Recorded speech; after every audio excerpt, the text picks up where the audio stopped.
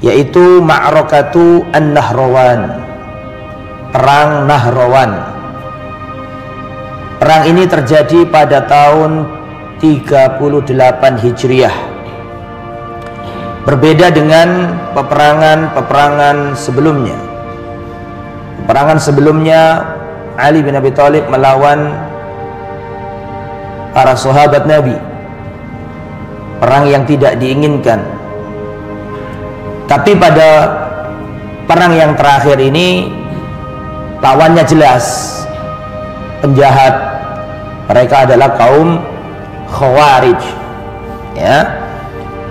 Jadi dalam perang yang terakhir ini, perang Nahrawan ini adalah perang melawan kaum Khawarij.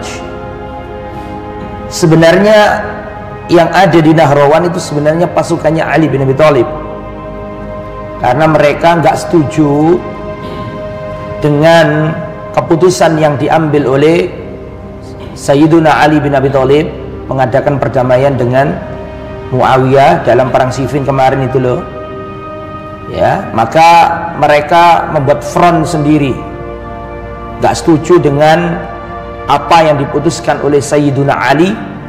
Maka mereka ini keluar dari barisan pasukannya Ali, membentuk konsentrasi militer di tempat namanya Nahrawan. Nah, mereka inilah orang-orang Khawarij. Kita baca, Raja Aliun radhiyallahu anhu ilal Kufa fa kharaja alaihi al-Khawarij wa kanu qad rafadu at-tahkim. Ketika Ali bin Abi Thalib pulang menuju Kufa dari perang apa kemarin? Perang Siffin kemarin loh ya. Kembali ke Kufa, maka keluar dari barisan Ali bin Abi Thalib, yaitu Al-Khawarij, orang-orang Khawarij. Mengapa mereka keluar? Tidak taat. Mengapa? Qad rafadu at-tahkim, karena mereka menolak at-tahkim, perdamaian gitu kemarin antara Ali dan Muawiyah. Wa qalu, mereka berkata, la hukma illa lillah, tidak ada hukum kecuali hukumnya Allah. Kemudian berusaha memprovokasi orang, la hukma illa lillah, tidak boleh ada hukum kecuali hukumnya Allah. Bagaimana Ali bin Abi Thalib dan Muawiyah, ya, berhukum dengan manusia? Ali diwakili oleh siapa kemarin? Abu Musa al-Ash'ari, sedangkan Muawiyah diwakili oleh Amr ibn al-As. Gimana manusia kok dijadikan hukum? Hukum kan miliknya Allah, ya, harusnya kembali kepada hukum Allah, bukan kepada manusia. La hukma illa lillah, tidak ada hukum kecuali hukumnya Allah. Menanggapi ucapan mereka dan protes mereka, maka Ali bin Abi Thalib berkata, kalimatu haqqin urida biha batil, kalimat yang benar tapi diinginkan darinya kebatilan. Kata-kata la hukma illa lillah, tidak ada hukum kecuali kepunyaan Allah, itu benar, ucapan itu nggak salah, tetapi dipergunakan dalam konteks yang salah, yaitu maksudnya. Setelah itu orang-orang Khawarij ini membunuh sahabat Nabi yang bernama Abdullah bin Khabbab. Ada seorang sahabat Nabi namanya Abdullah bin Khabbab, punya istri. Istrinya ini lagi hamil 9 bulan. Maka apa yang terjadi? Abdullah bin Khabbab dibunuh oleh orang Khawarij, dan istrinya dibunuh dan dibedah apa namanya? Perutnya. Dibunuh, suaminya dibunuh, istrinya plus anaknya dalam kandungan oleh orang-orang Khawarij. Falamma balaghal amru aliyan arsal ilaihi man qatalahu. Ketika hal itu sampai ke telinga khalifah, maka Ali bin Abi Thalib radhiyallahu anhu mengirim pasukan dan melakukan investigasi. Man qatalahu, siapa yang membunuh sahabat Nabi ini dengan istrinya? Siapa? Faraddu alaihi kulluna qatalnahu. Maka mereka menjawab, kamilah semuanya yang membunuh wanita ini dan laki-laki ini. Semuanya menjawab gitu, kamilah yang membunuhnya. Fa kharaja ilaihim Ali bi jaishin qiwamuhu asyratu alaf. Maka Ali keluar membawa pasukan sejumlah 10.000, karena mereka sudah jelas-jelas apa? Nantangan gitu kan, jelas-jelas balelo, jelas-jelas nantang.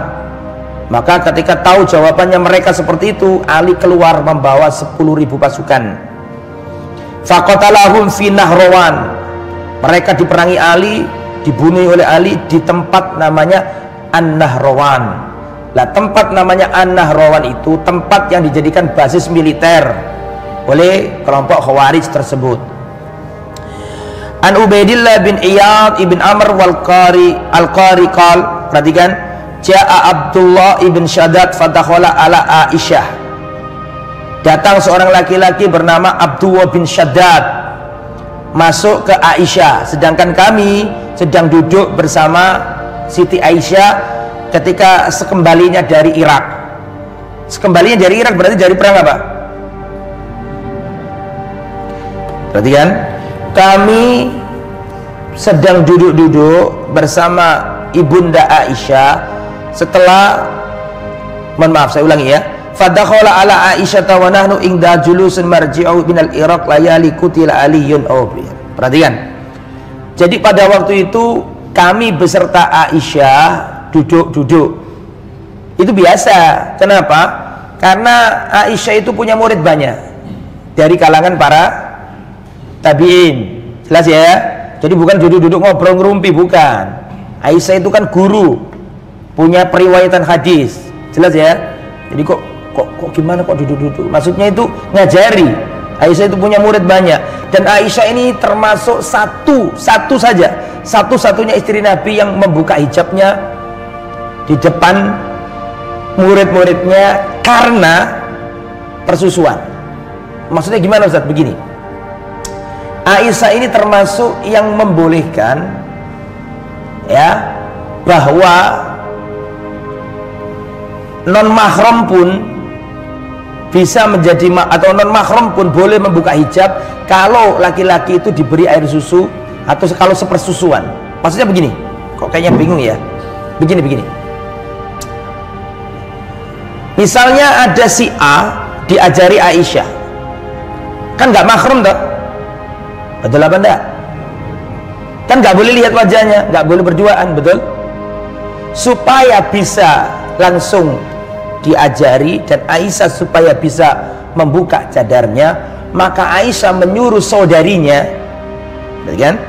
Aisyah menyuruh saudarinya untuk ngasih air asinya, dikasihkan ke tabiin tersebut, supaya mereka jadi bukan saudara. Kok saudara dari mana? Apanya Aisyah? Hah? Iya, mereka manggil Aisyah apa? Karena dikasih air susu dari saudarinya Aisyah. Berarti manggil Aisyah apa? Hah? Manggil Aisyah berarti ibu kan gitu. Kok ibu apa? Bibi. Ya, terlesera manggilnya apa? Artinya kan karena ada persusuan tadi itu, akhirnya boleh buka. Ya, istrinya Nabi yang lain nggak mau. Istrinya Nabi yang lain nggak mau. Dulu itu ada seorang wanita namanya Sahla. Wanita namanya siapa? Sahla. Punya seorang suami, dan suaminya ini punya budak laki-laki. Jelas sampai sini? Suaminya Sahla ini akhir-akhir ini gampang marah, urang-uringan kata orang Jawa. Kata Sahla, kelihatannya dia itu cemburu sama budaknya. Namanya budak kan gelibet di rumah toh. Paham ya? Namanya budak kan di sekitar rumah. Maka Sahla ini datang ke siapa? Ke Rasulullah. Ya Rasulullah, saya melihat suamiku itu cemburu sama budaknya. Maka dia kelihatan marah terus. Bagaimana ya Rasulullah? Kata Rasulullah, arbi'i, susuilah budakmu itu. Budaknya syab, pemuda. Dia kelihatan marah terus. Bagaimana ya Rasulullah? Kata Rasulullah, arbi'i, susuilah budakmu itu. Budaknya syab, pemuda. Jadi orang gitu loh, bukan anak kecil lagi budaknya itu. Kasih air asimu kepada siapa? Budakmu itu. Kasih airnya, bukan langsung. Ya, kasih air asimu kepada budak itu. Setelah dikasih Sahla, budak, mantan budak ya, Maula, mantan budak, dikasih air asinya kepada mantan budak itu. Setelah itu suaminya nggak marah-marah lagi. Ya, Gak dijumpai marah-marah lagi. Lah, ini dijadikan dalil oleh Aisyah. Kalau ada tabiin yang cerdas, gitu lah. Ada tabiin yang pinter untuk diajari apa tadi? Hadis. Aisyah ini menyuruh apa? Saudari-saudarinya untuk ngasih apa? Ngasih apa? Air ASI. Sehingga Aisyah ngajari langsung bisa nggak pakai apa? Hijab. Itu pendapatnya Aisyah yang ditentang oleh seluruh istri-istri Nabi yang lain. Nah, ya, itu yang dijadikan dalil Aisyah cerita tadi, ya. Nah, kita nggak bahas fikih itu kalau saya terangkan panjang ya, tapi intinya seperti itu. Makanya di sini diperhatikan. Abdullah bin Shaddad datang kepada kami, sedangkan pada waktu itu kami duduk-duduk bersama siapa? Siti Aisyah. Ya, maksudnya duduk itu menimba ilmu dari Aisyah. Selesai Abdullah bin Shaddad ini dari Irak setelah terbunuhnya Ali. Jadi ketika Ali terbunuh, Abdullah bin Shaddad ini datang kepada kami, sedangkan pada waktu itu kami sedang duduk-duduk dengan Aisyah. Kemudian Abdullah bin Shaddad ya berbicara sama Aisyah, dan Aisyah berkata, perhatikan, ya Abdullah bin Shaddad, hal anta sadiqi amma as'aluka anhu tuhaddisni an haula'il qaum alladzi qatalahum Aliyun.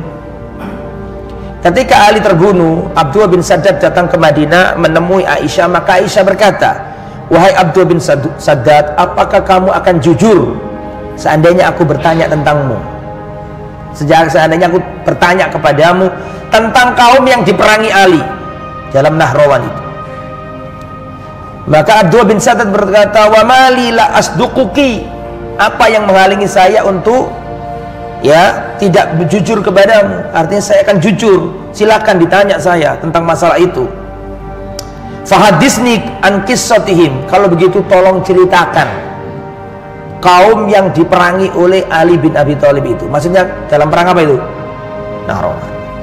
Cerita akhirnya. Akhirnya Abdullah bin Shaddad cerita panjang lebar. Fa inna Aliyan lamma kataba Muawiyah wa hakamal hakamani wa kharaj alaihi 8,000 min qurra'in nas. Ketika Ali mengadakan perjanjian sama Muawiyah dengan dua hakim, Abu Musa al-Asy'ari dan Amr bin As, itu keluar dari pasukannya Ali, gak setuju dengan Ali, balelo terhadap Ali sejumlah 8.000 orang. Min qurra'in nas, mereka itu para ahli Quran, para penghafal Quran, orang yang qurra, orang-orang yang hafal Quran. Tadi Khawarij itu bukan orang yang bukan orang yang gak ahli agama, mereka ahli ibadah, bahkan mereka itu qurra. Jadi yang keluar dari pasukannya Ali itu qurra. Apa sih qurra itu? Para ahli Quran, bukan orang yang cek-cek, bukan. Hafal Quran mereka. Berapa jumlahnya tadi? 8.000 orang. Fanazalu bi ardin yuqalu laha Harura. Mereka singgah di suatu tempat namanya Harura. Min janibil Kufah, ada di sebelah Kufah. Wa annahum atabu alaihi wa qalu in salahta min qamisi al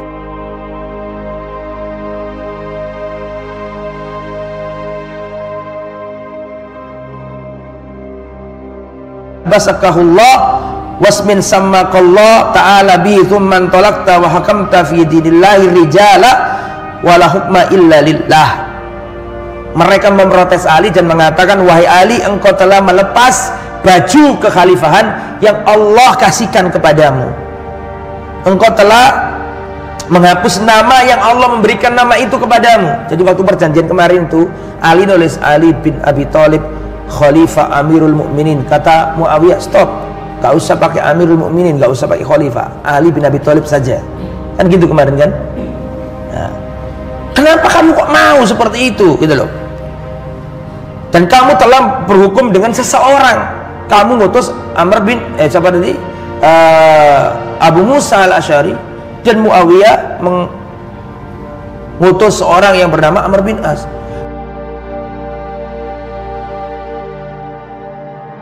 Sejak kapan manusia jadikan hukum? Harusnya hukum ya kitabullah. Nah gitu alasannya Khawarij. berhukumlah dengan hukum Allah, jangan dengan hukum manusia.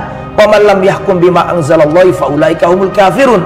Barang siapa tidak berhukum dengan hukum Allah, maka dia kafir.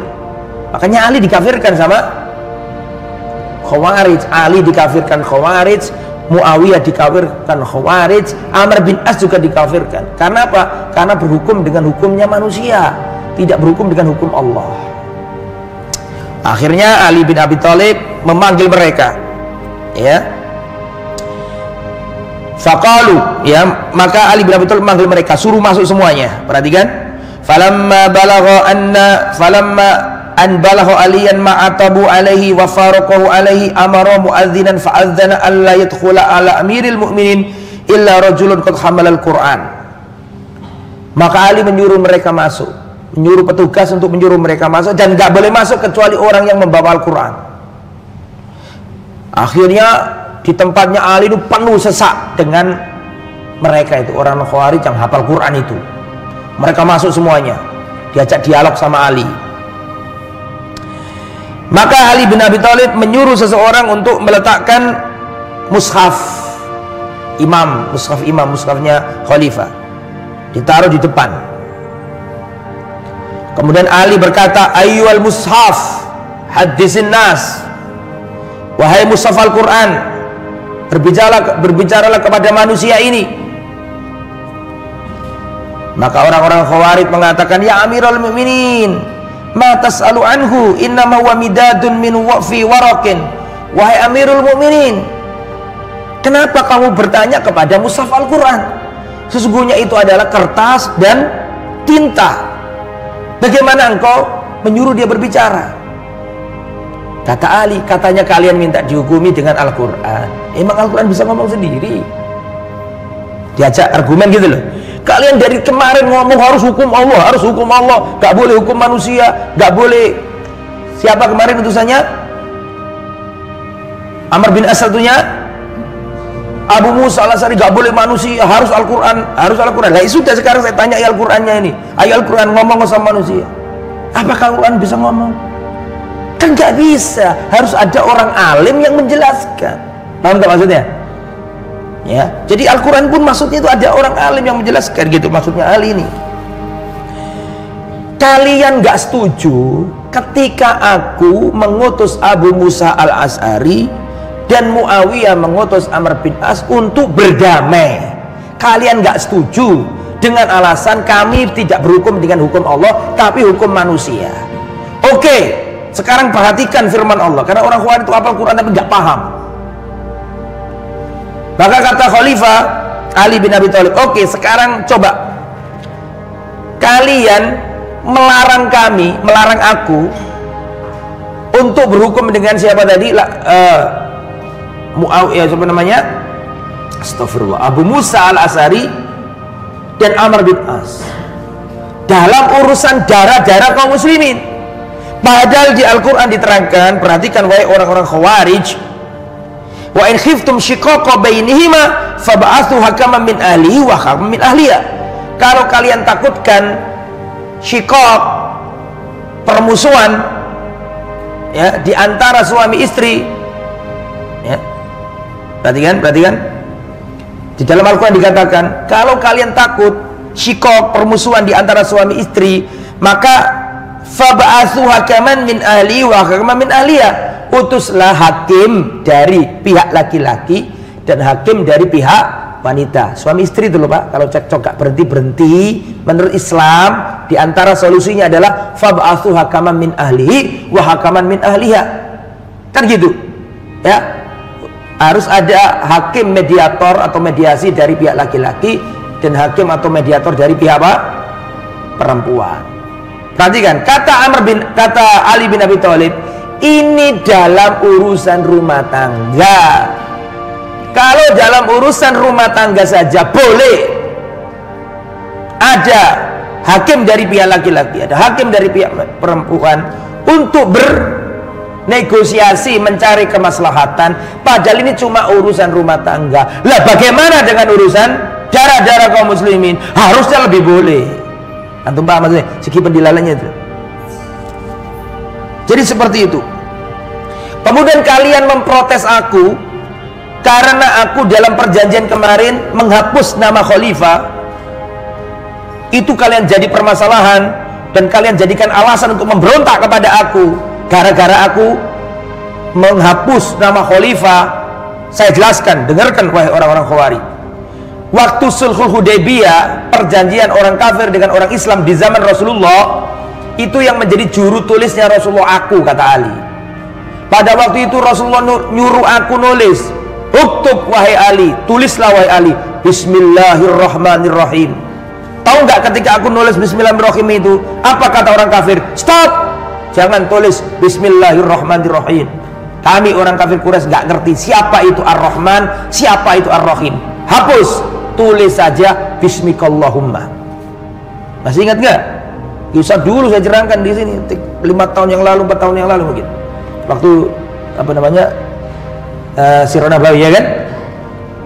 Namanya Allah saja dihapus pada waktu perjanjian apa tadi? Sulhul Hudaybiyah. Setelah itu Rasulullah mengatakan, tulis wahai Ali, ya, yang bertanda tangan di bawah ini yang mengadakan perjanjian adalah Muhammad Abdullah wa Rasuluh. Yang bertanda tangan di bawah ini yang mengadakan perjanjian adalah Muhammad, hamba Allah dan Rasulnya. Kamu tahu nggak apa yang dilakukan kafir Quraisy? Kafir Quraisy mengatakan, stop, hapus itu Rasulullah. Kami nggak ngakui Muhammad itu apa? Rasul. Cukup tulis Muhammad putra Abdullah. Akhirnya aku sendiri yang menghapus itu. Allah saja namanya dihapus dalam perjanjian Hudaybiyah, dan Rasulullah saja Rasulullah dihapus dalam perjanjian apa? Ubaidullah, ya, dalam perjanjian Hudaybiyah. Itu aja Rasulullah mengiyakan kok. Apalagi ini siapa saya? Cuma kata-kata khalifahnya dihapus. Inilah. Jadi Ali ini menjelaskan ke mereka bahwa yang kalian protes itu salah. Kesalahan pertama, mereka ini menganggap perjanjian tahkim antara Ali dan Muawiyah dianggap oleh Khawarij ini berhukum dengan hukum selain Allah karena menjadikan manusia sebagai wasit, gitu loh maksudnya. Abu Musa al-Asy'ari dan Amr bin As. Maka dijelaskan sama Ali, di Al-Quran itu ada surat An-Nisa ayat 35, kalau ada cekcok rumah tangga, diantara solusinya adalah harus ada pihak dari laki-laki, harus ada pihak dari perempuan mendamaikan, memediasi. Itu urusan rumah tangga, urusan sepele. Apalagi ini urusan darahnya umatnya Muhammad, lebih layak untuk didamaikan. Itu hal yang pertama. Masuk akal nggak? Ali cerdas hal itu. Kemudian yang kedua, masalah penghapusan nama, dikasih kias dan analogi oleh Ali yang lebih dahsyat. Nama aku dihapus saja kalian permasalahkan. Aku dulu saksi, aku dulu adalah sekretarisnya Nabi dalam Sulhul Hudaybiyah. Tidak hanya namanya Nabi yang dihapus, bahkan namanya Allah yang dihapus. Ar-Rahman Ar-Rahim tadi itu saja Rasulullah menerima perjanjian itu. Lah kok kalian protes gara-gara urusan sepele kayak gitu itu? Nah gitu loh. Akhirnya mereka mikir, oh iya bener juga ya. Setelah itu Ali bin Abi Thalib ngutus siapa? Ngutus Bahrul Ummah, Habrul Ummah, cerdasnya umatnya Islam, namanya Abdullah bin Abbas. Abdullah bin Abbas ini sepupunya Nabi, sepupunya Ali juga, untuk melawan orang-orang apa? Khawarij ini. Cukup satu orang diutus ke mereka. Ini kurok semuanya, hafal Quran loh ini.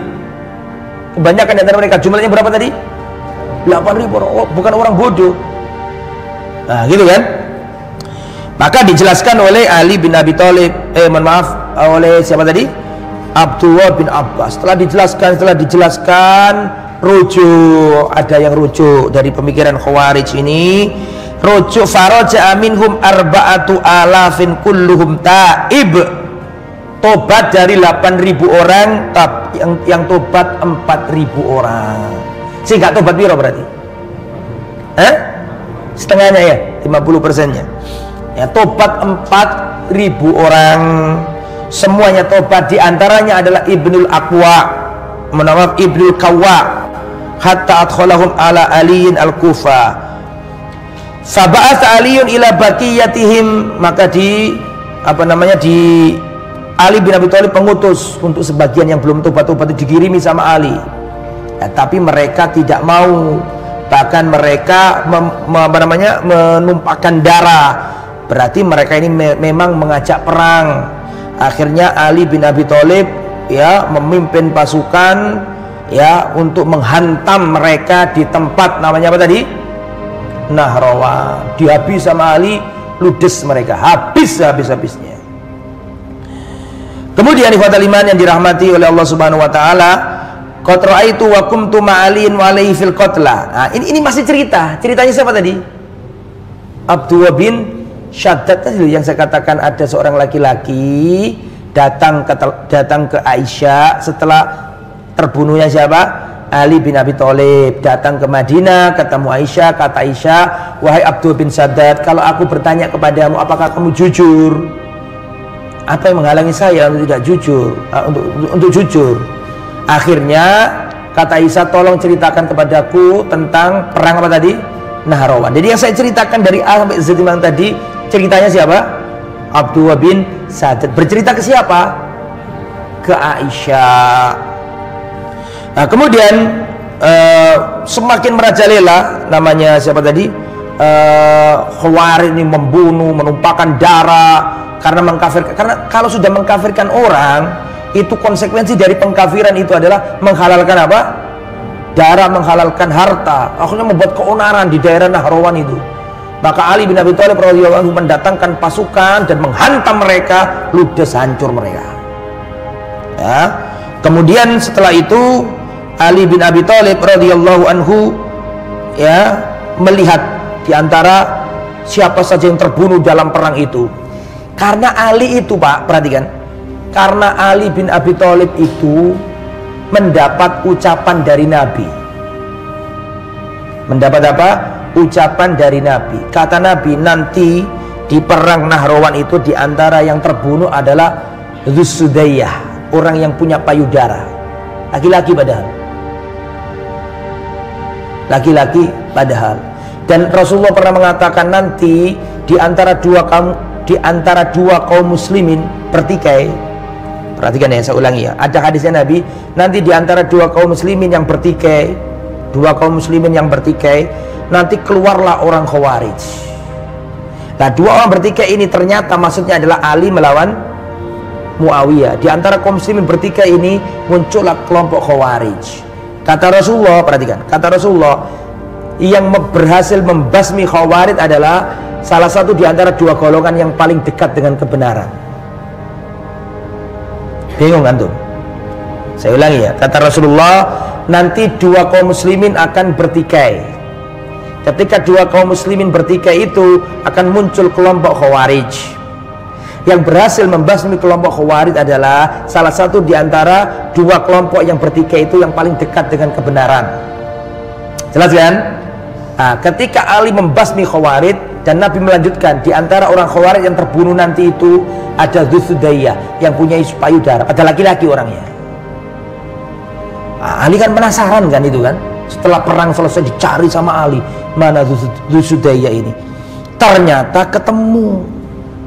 Dzusudayah yang dikabarkan Nabi itu loh, ketemu, orangnya itu ketemu. Maka Ali bin Abi Thalib gembira karena melihat hal itu, ya. Fasar Ali yuhadu an qatla hatta wajad falamma wajadahu sajada lillahi sukra. Ketika di dalam apa namanya mayat-mayatnya orang Khawarij itu ditemukan Dzusudayah itu, langsung Ali sujud syukur. Mengapa kok sujud syukur? Berarti dua kaum muslimin yang bertikai itu yang lebih dekat dengan kebenaran berarti siapa? Ali, gitu loh. Oh, berarti aku kemarin perang sama Muawiyah itu aku yang lebih dan kata-katanya Nabi lebih dekat dengan kebenaran. Ya, ada kata-kata lebih dekat dengan kebenaran. Berarti di Muawiyah juga ada sisi apa? Ada sisi benarnya. Makanya kan kemarin saya jelaskan itu masalah ijtihad di antara para sahabat. Cuma yang diputuskan Ali yang lebih apa? Benar. Kemudian setelah itu di antara mayit-mayit orang-orang yang gugur dilihat sama Ali, ini adalah orang yang ahli sujud di masjid ini. Ini adalah orang yang biasanya ngimami sholat di tempat ini. Jadi yang terbunuh itu qurra, orang-orang yang pandai baca Quran itu loh. Tapi keblinger di mereka membaca Quran nggak sampai apa? Kerongkongan mereka kan ada di dalam hadis mereka itu seperti anak panah yang keluar dari apa? Busur. Mereka membaca Quran tapi nggak sampai di kerongkongannya. Jadi yang mati itu qurra-qurra itu. Ini dulu sholat di Bani Fulan, ini sholat di Bani Fulan, ini dulu orangnya ahli sholat di sini. Ya, seperti itu. Setelah melihat itu maka Ali mengatakan sadaqallahu wa rasuluhu. Sadaqallahu wa rasuluhu. Kata Aisyah, apakah Ali berkata seperti itu? Sadaqallahu wa rasuluhu. Iya, kalau gitu kamu benar. Sudah menjadi kebiasaannya Ali. Ali itu kalau melihat sesuatu kayak gitu, dia mengucapkan sadaqallahu wa rasuluhu. Yang ngomong siapa? Aisyah. Berarti Aisyah percaya nggak sama Abdul bin Sadat? Percaya. Ya Ali Aisyah itu termasuk yang menyesali kenapa dulu aku keluar dalam perang apa? Jamal. Aisyah itu selalu kalau ingat itu nangis karena merasa bersalah dan mendoakan Ali, gitu loh. Makanya di sini yarhamullahu aliyan, kata Aisyah ini, semoga Allah merahmati Ali. Innahu kana min kalamihi la yara syai'an yujibu illa qala sadaqallahu wa rasuluhu. Semoga Allah merahmati Ali. Sudah menjadi kebiasaannya Ali kalau melihat sesuatu yang menakjubkan, dia mengatakan benarlah Allah dan Rasulnya. Falyadhab ahlul Iraq yakdzibuna alaihi wa yaziduna alaihi fil hadis. Orang-orang ahli Irak, mereka lah yang pendusta, menambahi cerita dan mengurangi cerita. Dan saya lebih percaya dengan omonganmu wahai Abdullah bin Sadat. Yalah. Itu menunjukkan bahwa Aisyah ini ridho dengan Ali dan Ali pun ridho sama Aisyah. Gak ada masalah. Karena Rasulullah itu pernah berkata kepada Ali, "Hei Ali, nanti kalau aku mati, kamu ada sesuatu dengan siapa? Aisyah. Kamu akan ada masalah sama Aisyah." Maka Ali mengatakan, "Alangkah celakanya aku kalau begitu ya Rasulullah. Kalau seandainya aku memusuhi istrimu." Kata Rasulullah, "Gak ada masalah. Yang penting kalau itu terjadi, kembalikan Aisyah ke tempat amannya." Maka ketika selesai perang apa? Jamal, Ali menginstruksikan para prajuritnya untuk mengawal Aisyah, dikawal sampai apa? Sampai Madinah. Itu juga yang diprotes oleh orang Khawarij. Harusnya Aisyah ditawan, dinikahi Ali. Karena dianggap itu tadi kan orang Khawarij kan mengkafirkan orang. Nah, jadi nggak mau dengan damai-damai, nggak mau. Pengennya itu yang ikut perang Jamal dihabisi, yang ikut perang apa tadi? Siffin juga dihabisi. Dari situlah Ali dikritik oleh anak buahnya sendiri. Sekarang saya mau tanya, berarti yang Khawarij ini siapa? Orang Syam apa orang Kufah? Yang Kufah sendiri. Yang Syiah ya mereka, yang Khawarij ya mereka. Kan kemarin sudah sering saya sampaikan. Ya, orang Syam tidak terlibat dalam pembunuhan siapa? Ali. Oke, selanjutnya. Kemudian ikhwatul iman yang dirahmati oleh Allah Subhanahu wa taala, setelah itu peristiwa Nahrawan ini membuat orang Khawarij membenci Ali luar biasa. Sehingga sebelum saya lanjutkan, ingin saya sampaikan bahwa dalam masanya Khalifah Ali bin Abi Thalib ada 3 peperangan besar.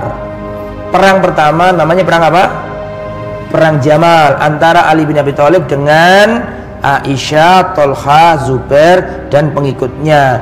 Ini perang yang tidak diinginkan, tapi kondisi yang menyebabkan terjadi perang ini. Dan semua yang terlibat dalam perang itu sahabat menyesal semuanya. Bahkan Ali sampai nangis gara-gara melihat Tolha terbunuh, Zubair terbunuh, anaknya Tolha terbunuh. Sedih Ali. Ali gak bahagia sama sekali. Sedih meskipun menang perang, kan gitu kan. Dalam perang dalam perang berikutnya itu perang apa? Siffin. Ali menang lagi, tapi nggak bahagia, sedih Ali itu, kasihan itu. Ali bin Abi Thalib termasuk khalifah yang selalu dirundung duka dalam pemerintahannya, karena seperti itu. Nah, menang perang Jamal, perang Siffin juga menang, Ali sedih meskipun menang. Dan Ali pun nggak dipuji karena 2 perang itu, karena semua sahabat menyesalinya. Tapi ketika perang Nahrawan, perang melawan Khawarij ini, Ali seneng, Ali bahagia. Bahkan Ali tadi apa? Sujud syukur, karena Nabi mengatakan nanti ketika 2 kaum muslimin bertikai, ya muncullah kelompok Khawarij, dan yang akan membasmi kelompok Khawarij itu salah satu di antara 2 kaum muslimin yang bertikai tadi, yang lebih dekat dengan kebenaran, itulah yang akan membasmi. Dan ini terbukti, omongannya Nabi terbukti. Terjadi perang Siffin. Perang Siffin selesai, langsung muncul apa?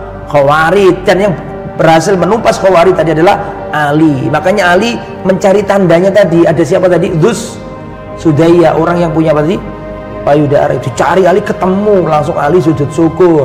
Berarti saya ini sesuai di hadisnya Nabi. Plus berarti kemarin perang Siffin itu yang lebih dekat kebenaran adalah pasukannya Ali bin Abi Thalib. Jelas ya? Selesai 3 perang ini. Perang Nahrawan ini Ali senang, Ali bahagia dan memuji, orang-orang memuji Ali. Berbeda dengan peperangan 2 sebelumnya. Dan di zamannya Ali ini berbeda dengan di zamannya Abu Bakar, Umar, Utsman. Di zamannya 3 sebelumnya khalifah ini terjadi futuhat Islamiyah, terjadi penyebaran Islam yang luar biasa, terjadi pembebasan negeri luar biasa, penaklukan luar biasa. Terakhir di zamannya Utsman bin Affan itu Islam itu sampai ke Azerbaijan, ex-Soviet. Di zamannya Utsman bin Affan sampai ke Afghanistan, Kabul. Dan di zamannya Utsman bin Affan sampai ke Afrika Utara, sampai ke Tunisia, Aljazair. Itu antum bayangkan berapa negara itu. Dan gitu kan ceritanya kemarin. Lah di zamannya Sayyidina Ali bin Abi Thalib ini mandek, gak ada seperti itu lagi, gak ada perluasan wilayah. Karena apa? Karena sibuk tukaran sak dulure dhewe. Iya, karena sibuk. Itulah kalau kita nggak bersatu ya kayak gitu itu. Tetapi itu bagian dari konspirasi. Zamannya Utsman bin Affan, kaum muslimin dari ujung benua ke benua yang lain, banyak ke Afrika, ke Asia, sampai ke Asia Tengah, ke Azerbaijan, gak mufakat itu. Luasnya pemerintahan Ali. Makanya orang-orang kafir paham gak bisa ngelawan orang Islam ini. Seperti gelombang raksasa menggulung negeri-negeri. Makanya nggak bisa melawan mereka ini. Salah satu cara untuk memenangkan dan menghancurkan Islam adalah dengan dibuatkan intrik-intrik di dalamnya. Maka muncullah yang namanya Abdullah bin Sabah. Abdullah bin Sabah ini yang pelopor gerakan perpecahan umat pada waktu itu. Mengkultuskan Ali tapi membenci yang lain, menuduh yang lain jelek, kan gitu loh ya.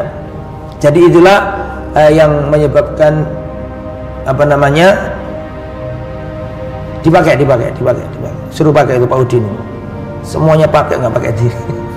Pakai Pak. Terus akhirnya orang-orang yang ada di Nahrawan itu benci. Akhirnya orang-orang Khawarij ini berkumpul. Ada 3 orang Khawarij berkumpul setelah terjadinya perang Nahrawan. Mereka ini kumpul di Mekah, bayangkan, kumpulnya itu di Mekah. Mereka berkumpul di Mekah membuat perjanjian. Dan orang Khawarij 3 ini berkata sumber masalah gonjang ganjingnya negeri Islam ini karena 3 orang. Ali bin Abi Thalib, Muawiyah bin Abi Sufyan, dan Amr bin As. Ini 3 orang harus dibunuh. Wong Khawarij dari dulu itu gitu kerjaannya. Sing dipateni wong Islam, gak wong kafir. Akhirnya 3 orang Khawarij berkumpul dan mereka mengadakan perjanjian itu di kota Mekah. Dipilihlah tempat yang suci untuk, menurut mereka ini ibadah yang suci, gitu loh. Akhirnya mereka berkumpul 3 orang ini dan mereka bersepakat untuk menghabisi 3 orang yang paling berpengaruh dalam dunia Islam pada waktu itu. Ali bin Abi Thalib, Muawiyah, dan Amr bin As. 3 orang ini siapa saja? Nah, perhatikan. Faqala Abdurrahman bin Muljim al-Muradi ana li Ali bin Abi Thalib. Abdurrahman bin Muljim al-Muradi, dia berkata, aku bagian menghabisi Ali bin Abi Thalib. Yang kedua berkata Al-Barak At-Tamimi. Barak At-Tamimi berkata, ana li Muawiyah, saya bagian menghabisi Muawiyah. Amma Amr bin Bakar At-Tamimi, yang nomor 3, Amr bin Bakar At-Tamimi berkata, ana li Amr ibn As. Jadi setiap orang ada jatahnya diri. Jadi Barak akan membunuh Muawiyah, Abdurrahman bin Muljim membunuh Ali, dan Amr bin Bakar akan membunuh Amr bin As. 3 orang ini janjian di kota Mekah. Wattafaqu ala an yakuna dzalika ba'da 17 laila min Ramadan, dan mereka bersepakat untuk melancarkan aksinya itu setelah 17 Ramadan. Bayang, berkumpulnya di tanah suci, eksekusinya di bulan yang suci. Bulan apa? Karena mereka menganggap itu ibadah gitu loh. Setelah 17 Ramadan, seperti berarti kan malam-malam yang lebih banyak fadilahnya kan gitu kan, apalagi 10 terakhir.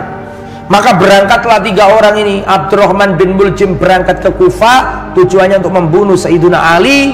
Sedangkan Barak menuju ke Suriah, Damaskus, untuk membunuh Sayyiduna Muawiyah. Sedangkan Amr bin Bakar berjalan menuju Mesir untuk membunuh Sayyiduna Amr bin As. 3 orang jalan semuanya. Ramadan ya. Wayo poso-poso darusan tambah mateni wong. Akhirnya apa yang terjadi? Wa kana Amr fi Misra wa Muawiyah fi Syam wa Ali fi Kufah. Fata'ana Ibnu Muljim aliyan wa huwa kharijun li salatil fajri bi khinjar qad sammahu usbu'an. Ibnu Muljim, Abdurrahman bin Muljim, mengeksekusi Sayyiduna Ali ketika Sayyiduna Ali pergi untuk sholat subuh. Pergi sholat subuh di apa namanya, dia apa ini? Ditusuk dengan khinjar. Khinjar itu pisau. Antum lihat orang Yaman kalau suka babi pisau di depannya itu. Orang Yaman kan suka babi pisau gitu. Ya, itu khinjar namanya. Dibunuh pakai khinjar. Dan khinjar itu, pisau belati itu sudah dibubui apa? Racun selama 1 minggu, direndam begitu. Allah alam nggak tahu caranya gimana. Jadi logikanya kalau pakai racun itu meskipun kenanya dikit tapi mati orangnya. Paham ya? Karena kalau sudah racunnya masuk ke mana? Pembuluh darah. Jadi nggak butuh dalam, kena mati. Gitu loh, logikanya seperti itu. Jadi diracun dulu seminggu. Apa 6 pisaunya itu. Maka ketika Sayyiduna Ali pergi mau ngimami sholat subuh ditusuk. Kena. Lama tu'ina in ana syufitu fa ana hajijuhu wa in ana mitu faqtulahu ayu khatibul Hasan wa Husain. Ketika Sayyiduna Ali tergeletak kena tusuk itu, Sayyiduna Ali mengatakan, kalau aku sembuh itu urusanku sama dia nanti dalam pengadilan, tapi kalau aku mati kena tusukan ini, aku mati besok misalnya, kamu Hasan Husain harus membunuh orang ini. Anaknya 2 orang itu dipeseni sama Ali. Kemudian apa yang terjadi? Falamma mata Ali radhiyallahu anhu ja'u faqata'u yaday Ibnu Muljim.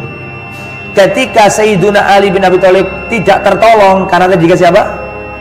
Dikasih racun. Dan ketika tertangkap dia mengatakan, la wallahi fa inni samamtu jumu'atan. Demi Allah tidak mungkin dia akan hidup karena aku sudah meracuni 1 Jumat. 1 Jumat maksudnya 1 apa? 1 pekan gitu loh maksudnya itu. Maka ketika Sayyiduna Ali tidak tertolong, wafat, maka didatangkan itu si siapa namanya? Abdurrahman bin Muljim ini. Maka faqata'u yaday Ibnu Muljim, kedua tangannya Ibnu Muljim dipotong. Tangan kanan, tangan kiri potong. Wa samalu ainaihi, dan 2 matanya dicongkel. Wa huwa tsabitun la yajza, tapi dia kokoh, tidak ngeluh, tidak apa, selalu zikir. Kesesatan yang nyata ini, gak merasa berdosa, dipotong tangannya itu tetap kokoh dia, gak merasa bersalah, congkel matanya tetap gak bersalah. Akhirnya apa? Falamma aradu qat alisani khofa, maka orang ini potong kedua tangannya tetap gak apa, itu namanya hukum khirobah. Hukum khirobah itu memang digituin, dipotong tangannya, kakinya gitu, kan ada di Al-Quran itu. Misalnya di Arab Saudi pernah ada perampok di tengah jalan gitu kan, tertangkap, hukum khirobah, tidak cukup mencuri, tidak cukup bunuh. Di hukum khirobah itu, kalau antum belajar fikih, khirobah itu kayak teroris, membuat keonaran, membunuh, mengancam, itu namanya khirobah. Karena membunuh tok kan dihukum membunuh ngono tok, kisah senengi. Tapi nek membuat keonaran, membuat takut, mengambil nyawa, mengambil harta, itu khirobah namanya. Di Saudi pernah, itu nggak cukup dibunuh. Tangan kanan di apa? Secara apa? Silang. Dan matinya diapakan? Disalib. Itu hukum Islam itu. Nah, apa yang terjadi? Dipotong kedua tangannya, setelah dicongkel mata, tetap kokoh dia, tetap dzikir terus, dzikir terus, nggak merasa bersalah. Akhirnya orang-orang itu mau memotong lidahnya, baru takut dia. Jangan dipotong, jangan dipotong. Apa? Saya khawatir nggak bisa dzikir kepada Allah Subhanahu Wa Taala. Subhanallah. Ini as'an Aisyah fatratan la adkurullah. Tolong jangan dipotong lisan saya. Saya khawatir nggak bisa berzikir kepada Allah. Subhanallah. Kok isong ini ya? Luar biasa ini. Itu kan merasa di atas kebenaran, ya. Akhirnya tewas sapa jenenge iki? Abdurrahman bin Muljim. Abdurrahman bin Muljim ini di zamannya Umar bin Khattab termasuk orang yang dianggap apa? Istimewa, ahli Quran. Tapi dia itu menikah sama wanita ahli bidah, nyuruh untuk membunuh Ali. Akhirnya dia gara-gara istrinya itu jadi sesat dia ini. Kemudian Barak ini berangkat ke Suriah, berangkat ke Damaskus. Fi sholatil fajri, pada waktu itu Sayyiduna Muawiyah bin Abi Sufyan sedang ngimami sholat subuh. Fadarabahu, maka ditebas dengan pedang. Oleh siapa yang kedua ini? Barak. Walakin asabahu walam yaktuluhu, kena Muawiyah, kena berdarah tapi nggak sampai mati. Kurang canggih yang nomor dua ini, nggak pinter caranya mengeksekusi. Akhirnya Sayyiduna Muawiyah ini bersimbah darah tapi nggak sampai mati. Tapi ini nanti menyebabkan beliau nggak punya anak lagi, nggak bisa punya anak. Siapa tadi namanya? Barak yang ingin membunuh Muawiyah. Akhirnya dieksekusi. Siapa? Ketangkep ini yang mau membunuh Barak nanti dan dihukum mati. Yang terakhir namanya Amr bin Bakar. Amr bin Bakar pergi kemana tadi? Ke Mesir. Pada waktu itu Sayyiduna Amr bin As sakit perut, ishal. Ishal itu murus, kata orang Jawa begini, mencret, murus. Akhirnya beliau nggak bisa ngimami sholat subuh. Beliau menyuruh Kharijah. Nah, beliau menyuruh Kharijah. Nah, ketika Kharijah bin Abi Habib ini ngimami, dikira siapa? Zaman dulu kan nggak ada foto, Pak.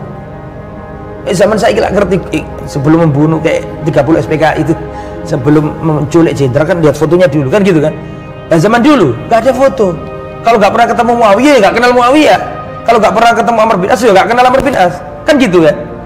Nah, ini pokoknya ngimami subuh pasti Amr bin As kan gitu kan. Maka Kharijah ini ngimami sholat subuh ditusuk berulang kali. Dikira Amr bin As. Kharijah terbunuh, ya, dan mereka mengatakan, dia mengatakan, alhamdulillah aku berhasil membunuh Amr bin As. Kata orang-orang, enggak, kamu gak membunuh Amr bin As. Ma qatalta Amron, yang kamu bunuh bukan Amr bin As. Innama qatalta Kharijah, yang kamu bunuh ini Kharijah bukan Amr bin As. Tapi ketangkep dia. Makanya sudah menjadi mathal Arab, mathal Arabi. Mathal Arabi itu omongannya orang Arab.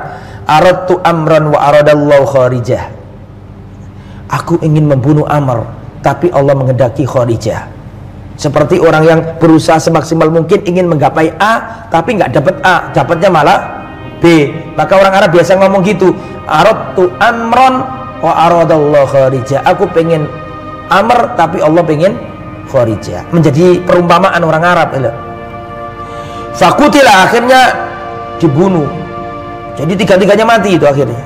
Yang siapa tadi? Yang pertama adalah Abdurrahman bin Muljim, kemudian Barak, kemudian yang nomor dua adalah yang ketiga adalah Amr bin Bakar. Tiga-tiganya dieksekusi mati. Lah, ini ada pelajaran berharga. Di antara pelajaran berharga itu terkadang, perhatikan, ini penting. Terkadang Allah itu menyelamatkan kita dari musibah dengan musibah. Ini kadang-kadang banyak yang nggak paham. Terkadang Allah itu menyelamatkan kita dari musibah dengan musibah. Saya mau tanya, penyakit murus yang dialami Amr bin As itu musibah apa enggak? Musibah. Tapi itu caranya Allah menolong dia dari musibah yang lebih besar. Makanya kalau sama dikasih musibah itu jangan ngersuloh. Jangan apa? Jangan murka, karena bisa jadi itu caranya Allah, kita nggak tahu. Di musibah itu ada manfaatnya, ya. Cuma kita nggak tahu hikmahnya. Termasuk yang menimpa Amr bin As nih, dikasih Allah sakit perut. Ya, dari situlah Muawiyah tidak wafat, Amr bin As tidak wafat. Tapi yang wafat adalah siapa? Ali. Setelah Ali wafat, radhiyallahu anhu, semoga Allah meridai beliau, dan Allah subhanahu wa ta'ala nanti pada hari kiamat di surganya insyaallah akan menghilangkan hasad dan dengki dari hatinya para sahabat yang bertiga itu. Ala sururin mutaqabilin, mereka saling cinta mencintai nanti di akhirat insyaallah. Kita Ahli sunnah mencintai semua sahabat. Muawiyah itu punya keutamaan.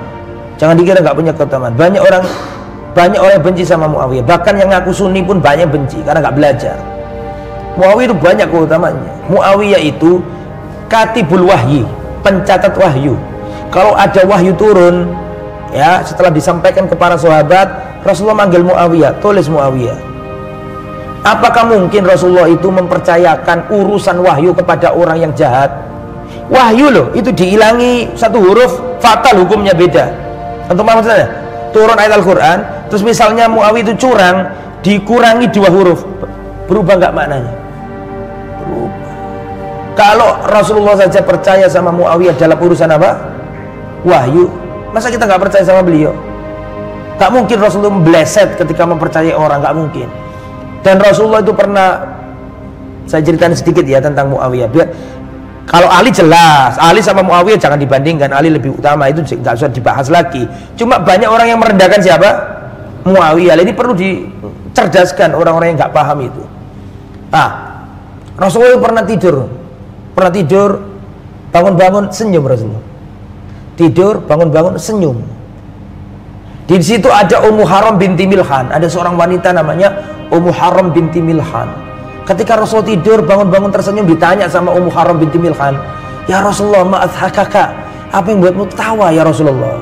Kata Rasulullah, "Ditampakkan kepadaku umatku menyeberangi lautan, menaklukkan negeri-negeri dengan kapal-kapal perang. Dan yang ikut itu wajibat akan masuk surga." Maka Ummu Haram binti Milhan mengatakan, "Ya Rasulullah, tolong doakan agar aku ikut dalam rombongan itu nanti." Didoakan Nabi. Terus Nabi tidur lagi, tidur bangun lagi, tersenyum lagi Rasulullah. "Loh ya Rasulullah, kok Anda tersenyum lagi?" Kata Rasulullah, "Aku ditampakkan sebagian umatku nanti akan mengarungi samudra seperti di atas dipan-dipan menaklukkan negeri-negeri, mengislamkan negeri-negeri. Ya Rasulullah, tolong doakan agar aku nanti masuk dalam peperangan itu, rombongan itu." Zaman telah berlalu, Rasulullah wafat, Abu Bakar wafat, Umar wafat, Utsman wafat, Ali wafat, sampai di zamannya Muawiyah. Ummu Haram binti Milhan tadi itu loh, yang ketemu Nabi, yang diceritani tadi, yang lewat mimpi tadi itu. Ummu Haram tadi didoakan Nabi, kamu masuk. Ternyata baru terjadi di zamannya Muawiyah. Muawiyah membangun kapal-kapal perang, perhatikan, membangun kapal-kapal perang, menaklukkan negeri, dan yang ikut di kapal itu ya Ummu Haram binti Milhan ini. Logikanya kalau pasukannya dipuji Rasulullah lewat mimpi tadi, didoakan Nabi, apalagi yang mengkoordinirnya, yang menggerakkannya, yang memimpinnya. Paham nggak maksudnya? Terus ada orang setelah Ali wafat, nanti ini terjadi, orang-orang menilai bahwa khalifah itu nggak seperti 4 itu Khulafaur Rasyidin, sampai nanti lahirlah khalifah yang mirip dengan Khulafaur Rasyidin, namanya Umar bin Abdul Aziz. Zamannya Umar bin Abdul Aziz itu antum kalau lihat sejarah, zamannya Umar bin Abdul Aziz, Islam itu sampai Perancis bagian selatan, tempatnya Macron itu, ya. Islam di zamannya Umar bin Abdul Aziz itu sudah sampai ke Perancis bagian selatan. Jenderalnya namanya Abdurrahman Al-Ghafiqi. Islam tersebar luar biasa, badai raksasa, nggak ada yang berani sama Islam pada waktu zamannya Umar bin Khattab. Zamannya siapa tadi? Umar katanya. Orang ngasih zakat bingung, soalnya gak ada orang melarat. Saking makmurnya, saking hebatnya itu. Lah orang-orang tanya ke Abdullah bin Mubarak, "Wahai Imam Abdullah ibnu Mubarak, lebih bagus mana, Umar bin Abdul Aziz apakah Muawiyah?" Ya kan, membanding-bandingkan kan. Tahu ya? Karena menganggap Umar bin Abdul Aziz seperti Khulafaur Rasyidin. Ketika ada yang bertanya seperti itu, Al-Imam Ibnu Mubarak menjawab dengan marah. Perhatikan. "La turabun fi min kharai Muawiyah khairun wa afdal min Umar bin Abdul Aziz." Wallahi, debu-debu yang ada di hidungnya Muawiyah itu lebih baik daripada Umar bin Abdul Aziz. Muawiyah perang sama Nabi, membela Nabi, berjuang bersama Nabi. Apa kau ingin menyamakan orang yang zaman sama Nabi, sahabat Nabi, dengan orang yang tidak sahabat Nabi? Gak boleh kamu samakan. Paham gak maksudnya? Ini gak boleh merendahkan Muawiyah itu. Beliau itu Muawiyah itu apanya Nabi? Ayo coba jawaban. Apa Muawiyah itu apanya Nabi? Iparnya Nabi. Iparnya Nabi. Karena Muawiyah itu punya kakak. Namanya siapa? Jenenge siapa? Ummu Habibah. Ummu Habibah itu putrinya Abu Sufyan. Ummu Habibah yang dinikahi Rasulullah. Jadi Muawiyah itu iparnya Nabi. Dan Rasulullah pernah mendoakan Muawiyah, Allahumma allimhul kitab, Allahumma allimhul kitab wal hisab. Ya Allah, pahamkan kepada Muawiyah ini Alkitab, itu Al-Quran, wal hisab, dan apa?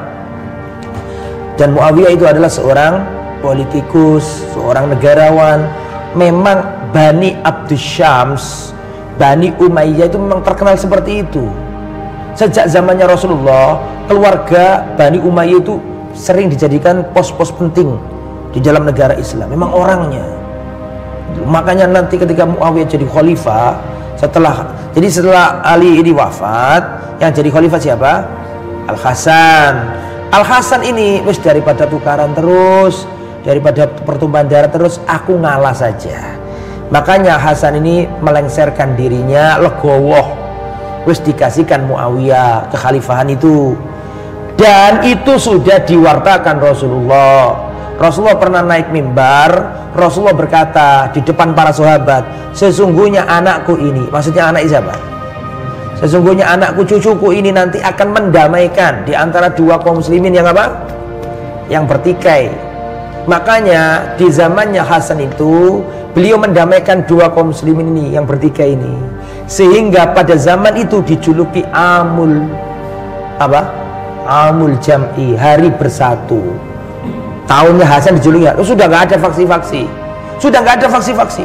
Dan Muawiyah sangat cinta sama Hasan, luar biasa cintanya. Ya, dan Bani Umayyah itu setia sama ahli bait. Hajjaj bin Yusuf, tahu Hajjaj bin Yusuf? Hajjaj bin Yusuf tahu nggak? Gubernur, salah satu gubernur Bani Umayyah, menikah sama wanita ahli bait. Marah, siapa namanya, khalifah, suruh ceraikan, nggak layak Abdul sebenarnya Hajjaj bin Yusuf ini menikahi ahli bait. Itu menunjukkan bagaimana Bani Umayyah itu menghormati keturunan Bani Hashim. Mereka dulur, Pak. Jadi Muawiyah itu kalau dirunut Abdus Syams, kan gitu kan? Bani Hashim, Rasulullah, Abdul bin Abbas, Ali bin Abi Thalib, kalau dirunut Hashim. Abdus Syams sama Hashim ini dulur, anaknya Abdul Manaf. Kan gitu kan? Nah, jadi ada kekerabatan antara Bani Umayyah dengan keluarganya Rasulullah SAW. Nah, selesai, insya Allah selesai. Jadi kita sudah membahas Abu Bakar As-Siddiq, membahas Umar bin Khattab, membahas Utsman bin Affan, membahas Ali bin Abi Thalib dengan segala lika-likunya, selesai. Lah besok kita selesaikan dulu 10 sahabat yang dijamin masuk surga. Berarti pertemuan akan datang nggak usah panjang-panjang, 1 sahabat 1 pertemuan. Kan kemarin sudah saya sampaikan itu, 1 pertemuan 1 sahabat. Tapi besok insya Allah Abdurrahman bin Auf. Besok kita akan membahas Abdurrahman bin Auf, 1 kali pertemuan selesai insya Allah. Semoga bermanfaat apa yang disampaikan. Jika ada kekurangan, kekhilafan, saya mohon maaf. Kita akhiri sampai di sini. Subhanakallahumma bihamdika, asyhadu an la ilaha illa anta, astaghfiruka wa atubu ilaik. Wassallallahu ala nabiyina Muhammad wa ala alihi washabbihi ajmain. Walhamdulillahirabbil alamin. Assalamualaikum warahmatullahi wabarakatuh.